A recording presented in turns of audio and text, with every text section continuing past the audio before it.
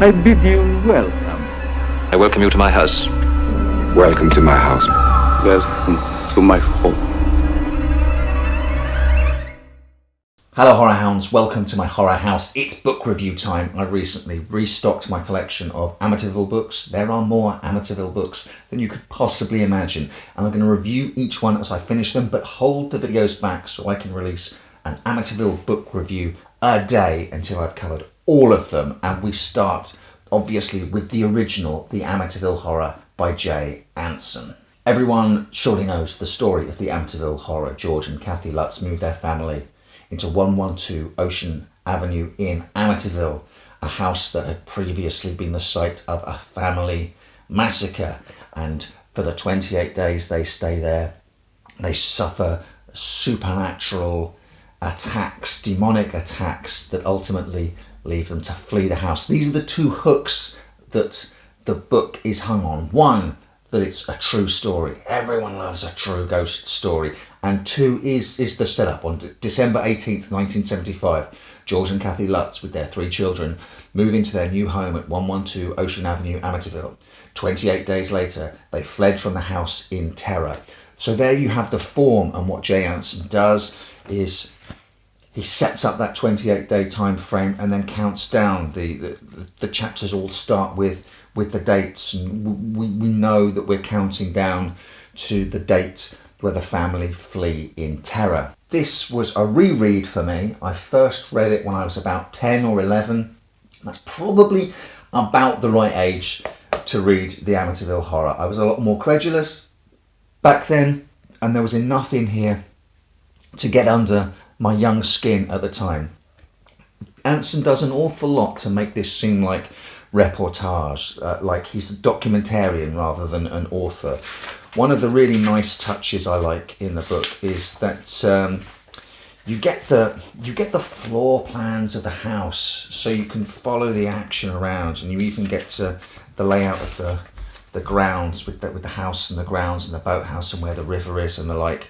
And right at the very end, towards the very end, you get a replication of a children's drawing of Jody the pig running through the snow. Jody the pig was my absolute favourite entity, demonic entity that appeared in this. Such a unique and strange little invisible creature that only the youngest girl could see. Was speaking to Jody, her imaginary friend, who also happened to be a pig, who also told her that he was an angel, and told her that he had plans for her to stay in the house forever and play with the spirit of the little boy who also resided there.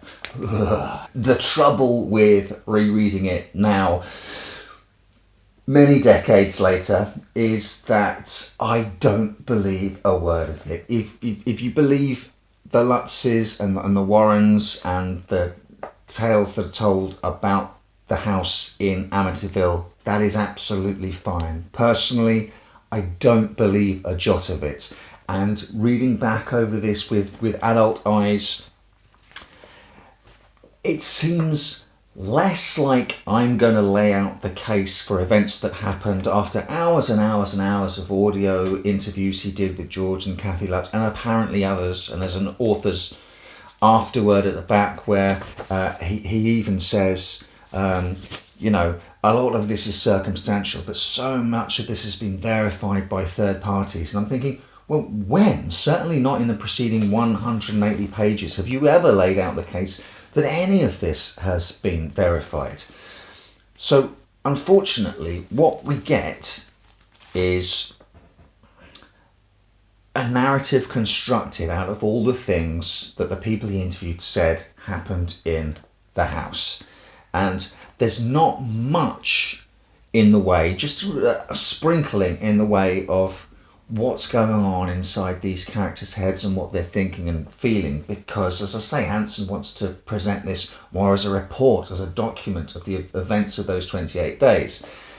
How that reads then is a long succession of and then, and then, and then, and then. And you won't believe the amount of shenanigans that he tries to get you to swallow. The stuff going on here is unbelievable. If you think that there's a lot going on in the Overlook Hotel in Stephen King's The Shining, let me tell you, that is nothing compared to the A to Z of the spectral events that happen at 112 Ocean Avenue.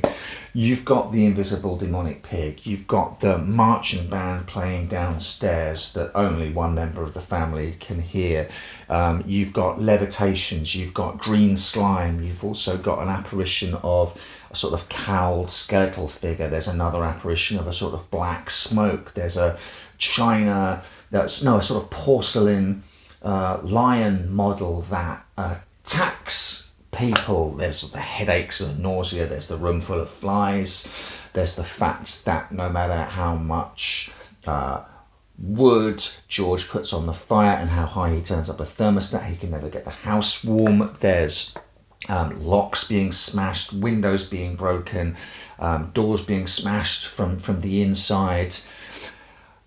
I'm probably forgetting about a dozen other things at least. It's just non-stop. All presented as fact, none of it challenged, none of it evidenced. So the problem with the Amityville Horror as a novel is it's very prosaic. There's no real build-up of suspense and release. There's no real chills. There's no real narrative. It's just a long string of a lot of things happening, and then the family leave. And one of Anson's little quirks as a writer is to sort of end a chapter on a revelation with an exclamation mark. I've literally just found the first end chapter I could find in the book, and it's one of those. And these are supposed to be shocking end of chapter revelations. George took in great gulps of air, then he realised there was something strange about the living room. Every piece of furniture had been moved. The rug had been rolled back. Chairs, couch and tables had been pushed against the walls, as if to make room for a lot of dancers. Or a marching band! Exclamation point. He'd heard a spectral marching band previously.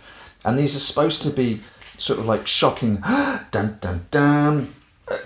I've found another one. You just look for an end of chapter and most of them end with an exclamation point statement. As they entered the living room, Kathy's scream cut off the rest of George's words. He looked to where she was pointing. The ceramic lion that George had carried up to the sewing room was on the table next to Kathy's chair, its jaws bared. At George and Kathy! Exclamation point. There's no build-up of tension, there's no release, there's no real scares. The stuff that stuck with me from all those decades ago still does stick with me. And that's the family always sleeping on their fronts. All of them always sleeping on their fronts when they don't normally sleep that way, which is how the bodies of the previous DeFeo family, a true real-life crime.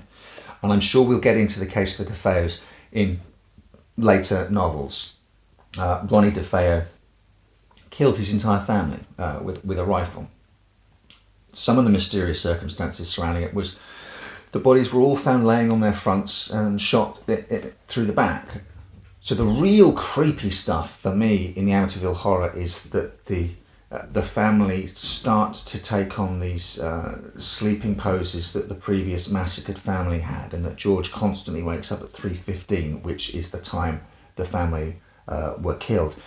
That sort of echo from the past, and this family getting trapped in this sort of psychic vortex of past horrific events is creepy. All the other bells and whistles and marching bands and green slime and invisible pigs, that all, frankly, is nonsense, and it doesn't read very well. What it has done is given me a massive appreciation, even more so for the film The Amityville Horror, because there's no getting away from the fact that one thing that Jay Anson's book did was it sold. It was a smash hit. It instigated the film of the book, which itself was a smash hit, and book and film combined created the Amityville cottage industry that is still being mined to this day. Whoever wrote the script for the Amityville Horror basically streamlined this, took out the best bits and presented them as a decent haunted house horror movie. So where there is a hit, we always know that there is a sequel.